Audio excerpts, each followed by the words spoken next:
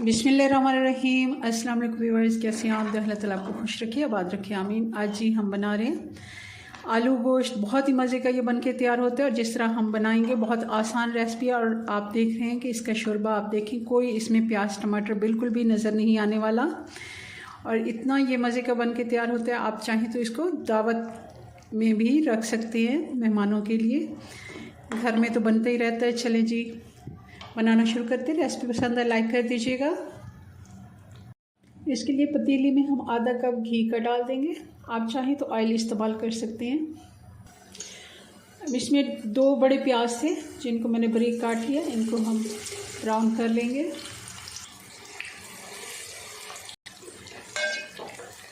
चम्मच मुसलसल हम चलाते रहेंगे ताकि एक सा कलर आए इन पर। प्याज हमारे अच्छे से ब्राउन हो गए हैं, अब इनको हम निकाल लेते हैं। अब ये 3 मीडियम साइज़ के आलू थे जिनको मैंने काटने के बाद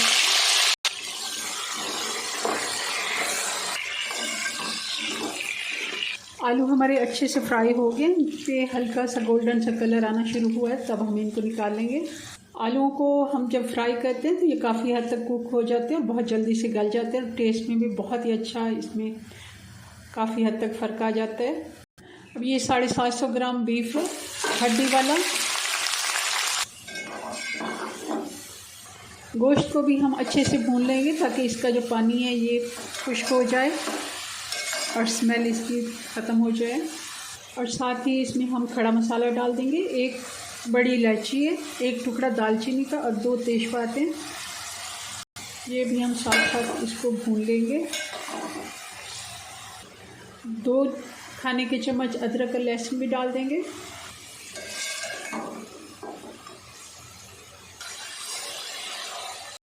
पानी हमने 1.5 गिलास डाल दिया और इसको ढक के हम हल्की आंच पे छोड़ देंगे पकने के लिए। इसको 25 से 30 मिनट लग सकते हैं। अच्छे से गोश्त को हमने गलाना है। गोश्त हमारा अच्छे से गल गया, अभी थोड़ा सा पानी इसमें बाकी है। आंच थोड़ी सी हम तेज़ कर देते हैं और इसी जगह पे हम इसमें मसाले डाल देंगे। 1 टीस्पून ज़ीरा, 1.5 टीस्पून नमक, 2 टीस्पून लाल मिर्च पाउडर, 1 टीस्पून हल्दी पाउडर और 2 टीस्पून धनिया पाउडर। ये सारे मसाले हम इसमें डाल देंगे।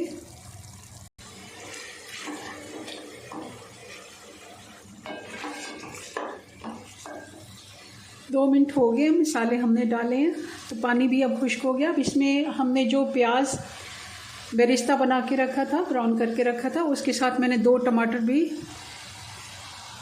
पेस्ट बना लिया इनका। अब टमाटर और प्याज को हम अच्छे से मिक्स करेंगे। इस तरह अगर हम प्याज और टमाटर मिक्स करके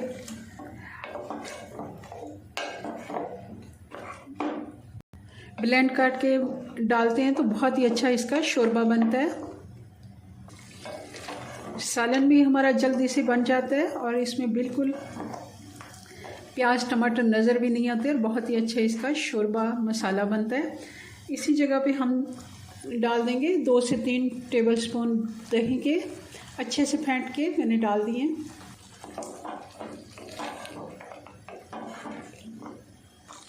मसाला हमारा अच्छे से भुन रहा है और ये देखें आप, तरी ऊपर आ रही है। घी जैसे ही सेपरेट होता है तो इसका मतलब हमारा मसाला अच्छे से तैयार हो गया है।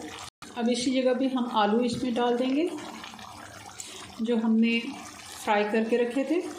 आलू हमारे काफ़ी हद तक जब हम फ्राई करते हैं तो नरम हो जाते हैं। अब इनको थोड़ा ही टाइम लगेगा। देखिए कितना इसका अच्छा सा कलर आ गया है इस पर। अब आपको जितना शोरबा बनाना है उतना इसमें पानी डाल दें। मैं इसमें थोड़ा ही शोरबा बनाऊंगी और उतनी 1 गिलास में इसमें पानी डाल रही हूँ। अब इसको हल्की आंच पे हम 10 मिनट के लिए छोड़ देंगे ताकि आलू हमारे नरम हो जाएं, जो थोड़ी बहुत इनकी कसर है वो भी पूरी हो जाए और शोरबा भी अच्छे से तैयार हो जाए। और साथ ही इसमें कुछ हरी मिर्चें डाल देते हैं, साबुत वाली हरी मिर्चें इसी जगह पे हम डाल देंगे 3 से 4। इसका धुआं काफ़ी है तो शायद कैमरे में अच्छे से नज़र ना आए। तो ये देखें किस तरह हमारा शोरबा बहुत ही मज़े का ये बना हुआ है और इसकी लुक आप चेक करें। चलें जी, अब 1 टीस्पून गरम मसाला डालेंगे, हाफ़ टी स्पून काली मिर्च पाउडर और धनिया डालेंगे। सालन हमारा बन के तैयार है। आप इसको चेक करें किस तरह ये देखें इसका शोरबा, और ये बहुत ही मज़े का बनता है। चलें जी, अपनी दुआ में याद रखें। मिलते हैं नेक्स्ट वीडियो में नई रेसिपी के साथ। तब तक के लिए अल्लाह हाफिज़।